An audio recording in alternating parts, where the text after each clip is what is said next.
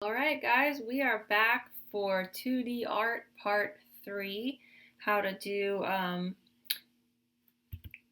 2-point perspective, and we are specifically going to work on the goal of stacking our cube forms or our boxes, whatever you want to call them. I'm going to teach you how to do this, but I want you to keep your mind open on application, how it might work for you creatively down the road. For instance, the thing we're building could be a weird structure like a building itself, but it could also be a block letter. Your art in the end of this unit could be non-objective, meaning there's nothing recognizable from reality in it. It just has really cool designs. Or it could be actual buildings or places in reality. Could have even characters interacting with it. And it's a possibility that you might want to spell something out with block letters as part of your summative as well. So what we're learning today should give you the skill set to move forward on any of those fronts. So again, keep your mind open on what these things could be. What I want you to do is go ahead and fold your paper like a hot dog. You might have noticed I have a brand new paper today. I just thought it's time to get a fresh space, so starting over with a fresh paper. That's going to serve as our horizon line. I technically don't necessarily need to see it for your sake because of the camera and not being able to see the detail of my fold. I'm going to go ahead and trace it in lightly, but if you'd like to skip the step of tracing this, you sure could. You don't really need to show it. But there's my horizon line, so again, this functions as my eye level. Now I'm going to place my vanishing points the way we have been all along, far out on the left and right. And next, I want to teach you about stacking forms. So I think what I'd like to do is have you start with a long, skinny box somewhere right about here. I notice that I'm not quite in the center. I'm just doing that for planning purposes. It's not that you couldn't do it in the center, but I'm going to start over here. So this first part should be really simple. It's what you already know how to do, but kind of copy my proportions if you want to know that you're on the right path and it looks similar. So I'm going to start with a pretty short line. It takes up just about half of that space on the bottom. And then I'm going to, after doing the vertical spine, go ahead and converge top and bottom. You don't have to go all the way to the vanishing point because we won't be keeping it or using any of the extra converging line anyway. This one, we might end up using a little bit of the extra, so I'm going to make it longer towards my vanishing point. These are decisions that you'll know how to make when you're creating your own original design from your own imagination. Alright, and then I'm going to go ahead and chop the form because right now it goes on forever. There is no clear end to it. So over here, I'm going to keep it pretty thin. This wall is going to be pretty thin. I'll go ahead and chop that there. And erase the extra that I don't think I'm going to need. Alright, and this one I'm going to chop similarly, okay? So I'm going to kind of mimic the width of that over here. There's a little mark to kind of show me that it's similar in width. That's not that important, but I'm just explaining what I'm doing there. Alright, and of course I said we would end up using the extra, so it's a little awkward to ignore it, but just ignore that for now. I'm going to finish out my box. So I'm doing the crisscross step. And I'll have a tall, skinny box now. Again, saving myself some time with the erasing by not going all the way. This side I'll go ahead and stretch out though. Alright. So the reason why I kept these is because when I stack my next form, I'm going to use those to my advantage. So if you ignore the extra, this is just a skinny form. It's going to be a capital letter T. And it's up to me as the artist which way I want that capital letter to be facing. Do I want it facing this way or this way, coming out towards me? I have already planned ahead that I want it to go this way, and so I've kept this to represent where the next block is going to lie. In fact, I'm going to continue those converging lines for the first time off of the form this direction, which might seem a little bizarre if you haven't done that before, but hang with me and go ahead and do this step. So I lined that vanishing point up with my existing lines, and I'm going to project them beyond the form this direction. It looks like that. And I'm going to do the same thing in the back there. Exactly the same thing. Just projecting them forward. I just realized, I don't know why I did it, I don't need to keep this bottom piece, so I'm going to erase that now. Not going to need anything on the bottom. If I was making a capital I maybe, but I'm only making a capital T. So I've got this front side. I'll call this the front side. I'm just shading it to indicate which side I'm talking about.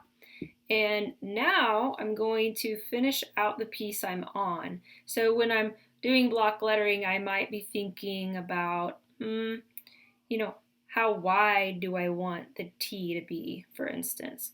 And you have to use a little bit of that understanding of how things get smaller the further away they go.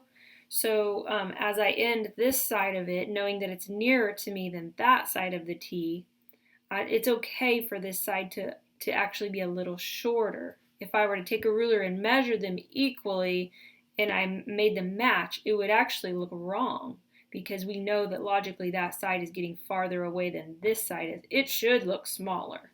So here's what I would recommend you do. Just kind of copy along with me. Those little details you'll figure out along the way. I have to finish this somehow. It's just like open strings. So I'm going to use this concept, the crisscross idea. So in other words, it's going to be chopped by going to that vanishing point.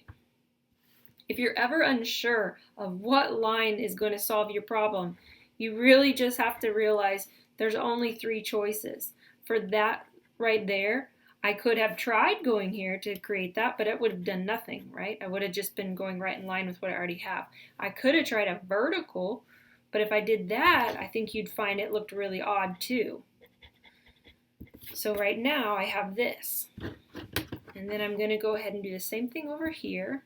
And I'm intentionally not making it as wide. If I made it equally wide, it would look a little funny, so I'm going to shorten it just a bit. At least to there. And for the sake of clarity, I'm going to erase these now so you can see that it's starting to look like a T all by itself. All right, so we've basically built the floor of the T, the crossbeam on the T. Now we need to go upward. So not only are you learning to stack forms today, you're actually learning how to make them transparent, because sometimes that's what it takes. If you're building something, you have to think of it as transparent. So now what we need is height. We need to go up and make it more dimensional. So you can use your ruler against the bottom of your page and start going upward from the corners of this form that you've just started creating. Using all the same parts as before, we're just doing it a little bit out of sequence from what you're used to. I don't know how tall these need to be, so I'm just kind of making a random height that I hope would be at least generous enough to get the job done, because I don't want to have to go back and add to them. I think it's easier to erase. So again, I don't know how long it needs to be. I'm just going to shoot that line up a little bit higher. All right, same thing here. You can see it's starting to look like a cube. So this stuff is all going to get blocked by the rest of my form, but I'm going to keep it transparent for now, and I'm going to finish out the top. So what I would recommend is you go to this part next to your vanishing point. It's going to mimic this line we have here.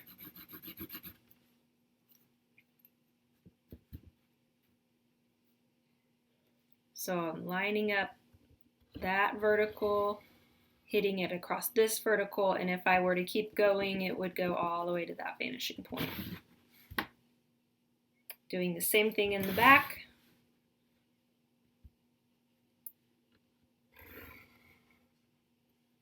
And then again, if it did keep going, you would go all the way to there.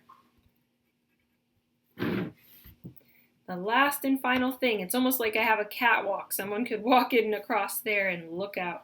That'd be a really cool bridge, or you could begin to see again like some form of cool, new technological space.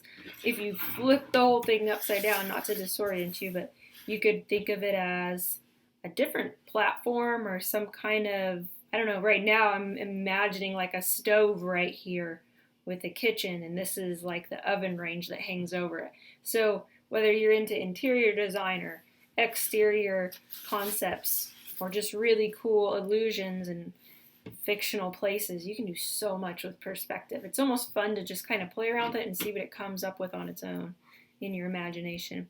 Anyway, let's get back to the technical skill. Now that we have the bottom block, we have most of this block. It's time to finish this guy out by putting the corners in it. If you've done everything right up to this point, these should just line up pretty good on their own. If they don't line up perfect, it's just little human error things not being quite exactly where they should be. Mine wasn't perfect, but it's good enough. And then this one should line up to that one on its way to there. One thing I do notice that helps is right now I have a very dull pencil, and then also keeping a small point. So a pointed pencil and small points, they're really great for perspective. Mechanical pencils are probably better. I favor these because I'm old school and I love to do shading along the way, but yeah, you could always get another pencil for that. But anyway, guys, we've done transparent block in order to stack two blocks. There's a lot of ways you could go about doing this, but that's the gist of it. That's the idea. Guys, so you're just going to finish out this lesson by repeating this skill. My advice to you is to do it maybe here at exactly the same angle on your own first. And then after doing that, try one up in the air to see what happens when you can see the bottom of it. And then lastly, maybe flip the whole thing literally upside down, like where it's the letter L or something like that. Or try it going a different direction would be a good variation. I'm going to throw in a few more as quickly as I can without talking, just to kind of show you an example before my time is up here. Of course, I'm not using a tool, so it's going to be a little rough. This time is going to be as similar to the first time as I can make it.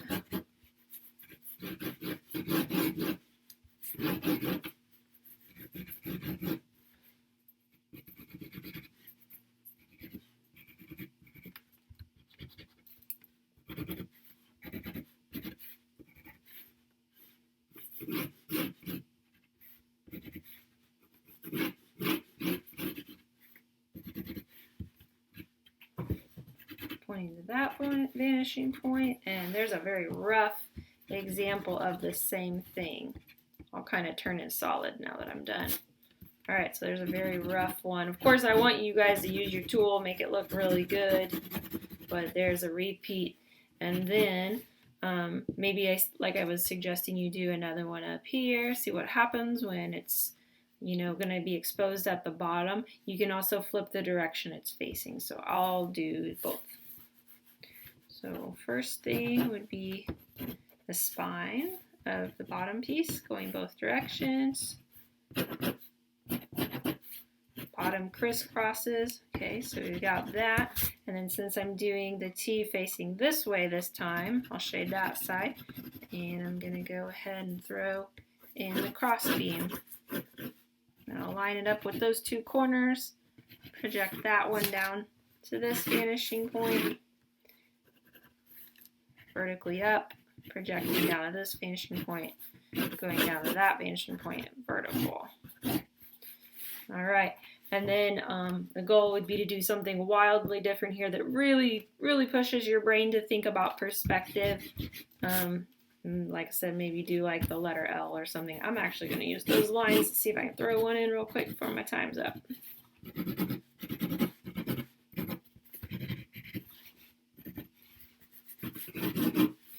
The L appears to be much easier, so that's cool.